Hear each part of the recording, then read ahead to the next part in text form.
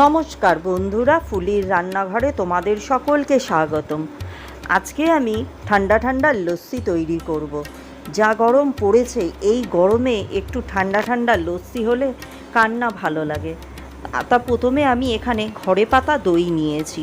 এখানে আমি 400 গ্রামের মতো টক দই নেব।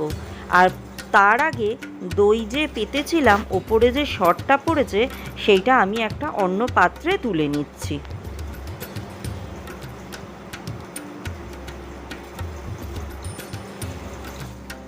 এই রকম সরটা তুলে নেবার পর যে বাকি দইটা ছিল সেইটা আমি মিক্সির মধ্যে দিয়ে দিলাম।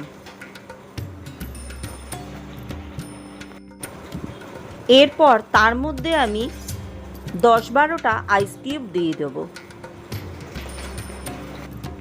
তারপর এর মধ্যে আমি এলাচের দানা দিয়ে দেবো। এইটা অপশনাল, কারোর যদি এর টেস্ট ভালো না লাগে তাহলে তোমরা স্কিপ করে যেতে পারো।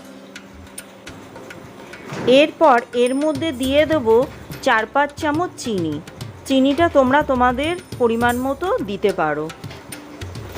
এরপর ভালো করে মিক্সিতে ঘুরিয়ে নেব।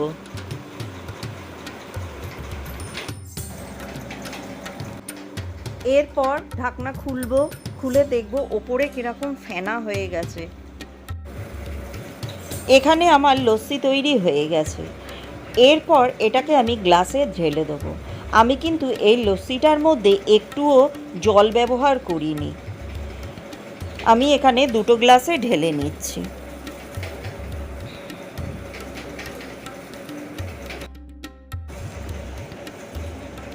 দুটো গ্লাসে লস্যি ঢালা হয়ে গেছে। এরপর তার উপর থেকে যে দইয়ের আমি সরটা তুলে রেখেছিলাম সেটা আমি লস্যির ওপরে দিয়ে দিচ্ছি।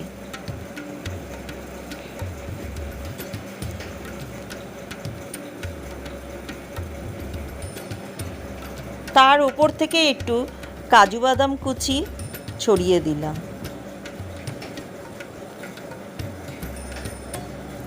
তার মধ্যে আমি একটু কিশমিশ কুচি ছড়িয়ে দিলাম।